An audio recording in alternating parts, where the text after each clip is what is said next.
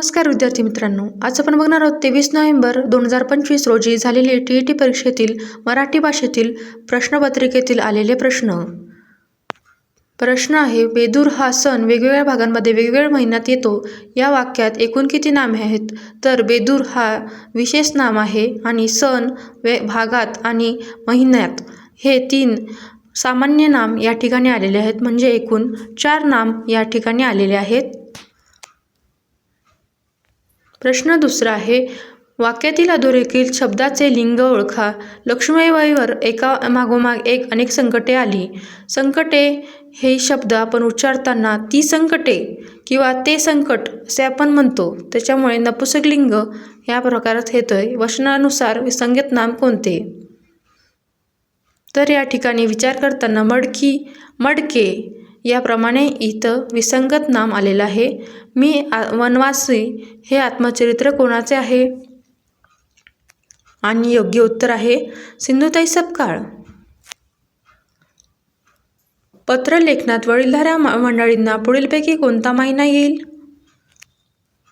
आणि याचं योग्य उत्तर आहे तीर्थस्वरूप. पुढीलपैकी कोणता शब्द तत्सम नाही? तत्सम या शब्दाचा अर्थ होतोय संस्कृतमधून जशाच तसे मराठीत आलेले शब्द. आणि योग्य उत्तर आहे झोप. 7 ते 9 या प्रश्नांसाठी आपल्याला कविता ही काळजीपूर्वक वाचावं लागेल.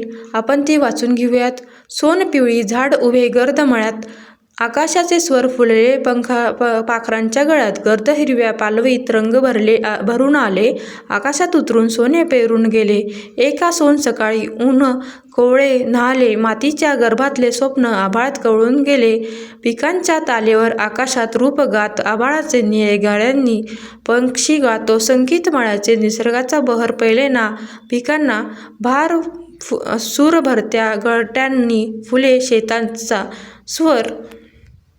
यामध्ये आपल्याला पुढे प्रश्न बघायचे आहेत.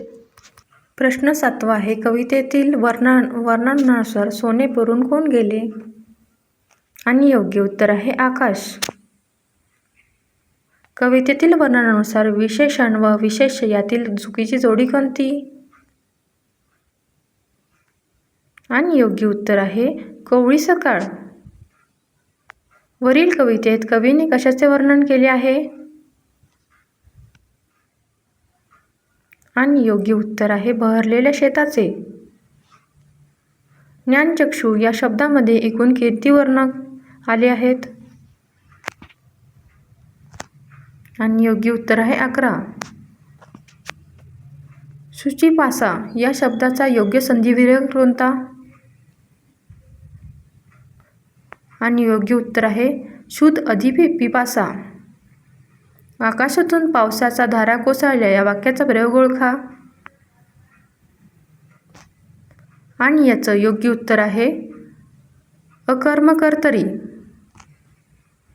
अलंकारिक शब्द व त्याचा अर्थ यातील अयोग्य जोडी कोणती? आणि योग्य उत्तर आहे गंगा यमुना नद्यांचा उगम. सहसंबंध ओळखा. घुबडांचा गुक्कार तर हंसांचा? योग्य उत्तर आहे कलरव. पुढीलपैकी महाराष्ट्र कवी कोणास म्हणतात? आणि याचं योग्य उत्तर आहे यशवंत दिनकर पेंढारकर. पुढीलपैकी उद्देशबोधक उभयन्वयी अव्यय असणारे वाक्य कोणते? आणि याचं योग्य उत्तर आहे आजच काम पूर्ण व्हावे म्हणून त्याने कामाचा वेग वाढवला. सुगरण झाडावर घरटे बांधते या वाक्याचा काळ कोणता? आणि याचं योग्य उत्तर आहे साधा वर्तमान काळ. पुढीलपैकी द्वंद्व समासाचे उदाहरण कोणते?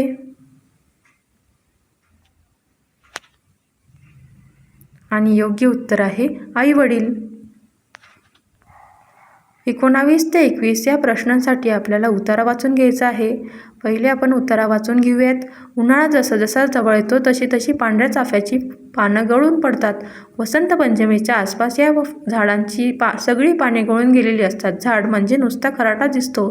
त्या खडखडीत फांद्यातून दिसणारे निळं आभाळ अधिक बरं वाटतं, किंवा त्या निळ्या आभाळावर या काळ्या करड्या रेषा मारलेल्या दिसतात, ओक्या बोक्या रेषा. पण ह्या रेषा अवास्तव मात्र नसतात. त्या रेषांचा एक सुडोल आकार असतो.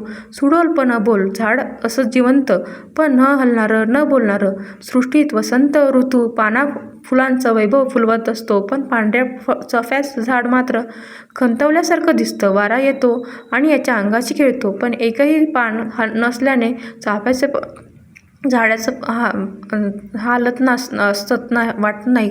सकाळी प्रसन्न अरुणोदय होतो, पण पांढऱ्या चाफ्याला कळ्या नसल्याने हा हलल्यासारखा दिसत नाही.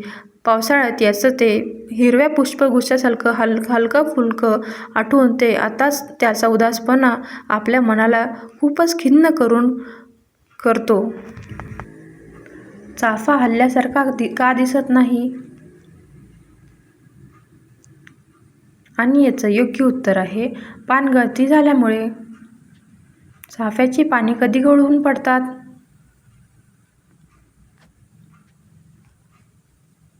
आणि याचं योग्य उत्तर आहे हिवाळा सरता सरता. पानगळती कोणत्या ऋतूत होते?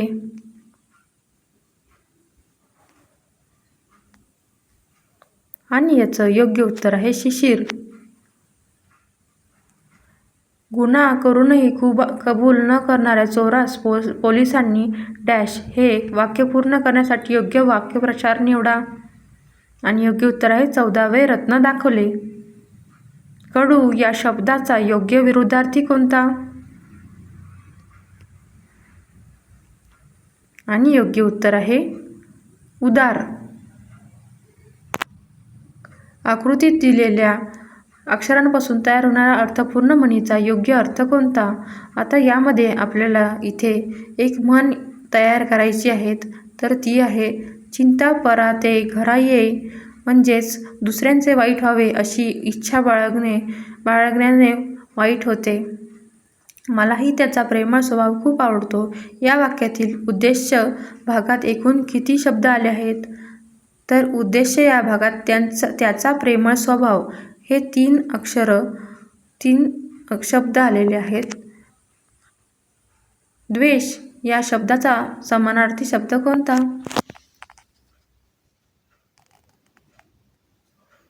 आणि योग्य उत्तर आहे आवेश. पुढीलपैकी शुद्ध शब्द कोणता?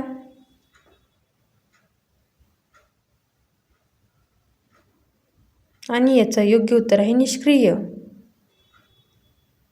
शरद ऋतूत अंगणात दुधासारखे पिठूळ चांदणे पडले होते. या वाक्यातील उपमेय कोणते?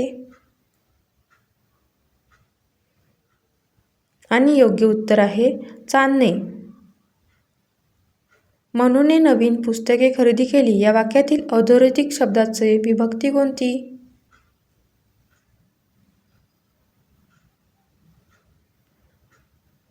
आणि उत्तर आहे प्रथमा. पुढील वाक्यातील कर्म ओळखा. रेयांशने वर्गातील फळ्यावर सुंदर चित्र रेखाटले. आणि याचं योग्य उत्तर आहे चित्र. व्हिडिओ आवडल्यास लाईक, शेअर, सबस्क्राईब नक्की करा.